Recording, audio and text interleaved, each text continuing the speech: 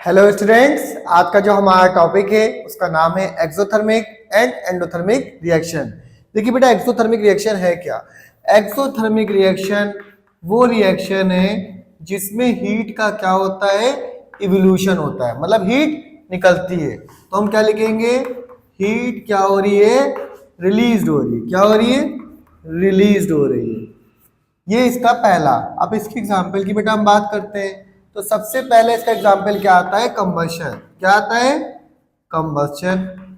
जब हम कोई चीज को बर्न करते हैं तो उसमें से क्या निकलती है? हीट निकलती है। फिर हमारा क्या एग्जाम्पल आता है? Neutralization reaction. क्या आता है? Neutralization reaction. देखिए, न्यूट्रलाइजेशन रिएक्शन मैंने आपको पढ़ाई है। ऐसी रिएक्शन जिसमें एसिड और बेस रिएक्ट करके सॉल्ट और वाटर निकलते हैं in the form of heat. Heat भी इसमें से रिलीज होती है। अब हम बात करते हैं एक रिएक्शन की जो कि एक्सोथर्मिक की बहुत इंपॉर्टेंट है। आपने क्या लिया? कैल्शियम ऑक्साइड लिया, जिसको हम क्या बोलते हैं? क्विकलाइम। क्या बोलते हैं? क्विकलाइम। इसकी रिएक्शन आपने किससे कराई? वाटर से। किससे कराई? वाटर से। तो आपका क्या बनेगा बेटा?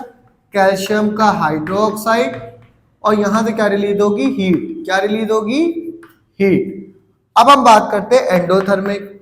देखिए, एंडोथर्मिक क्या है? एंडोथर्मिक वो प्रोसेस है जिसमें हमारा हीट का क्या होगा?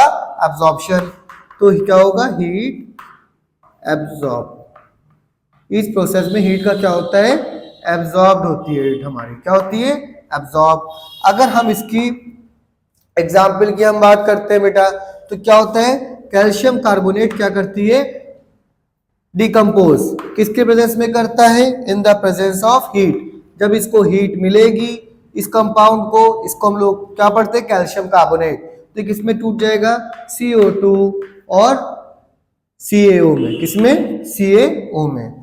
अब दूसरी हम बात करते हैं, आपने पढ़ी होगी फोटोसिंथेसिस रिएक्शन। तो फोटोसिंथेसिस रिएक्शन क्या है आपको पता ही है, कल मैंने पढ़ाई है। फोटोसिंथेसिस रिएक्शन हो गई, और एक आपकी जो ये एक कौन सी होगी? कैल्शियम कार्बोनेट हो गया, फोटोसिंथेसिस हो गया। तो ये सब हमारी क्या है? एक एंडोथर्मिक रिएक्शंस हैं। Thank you.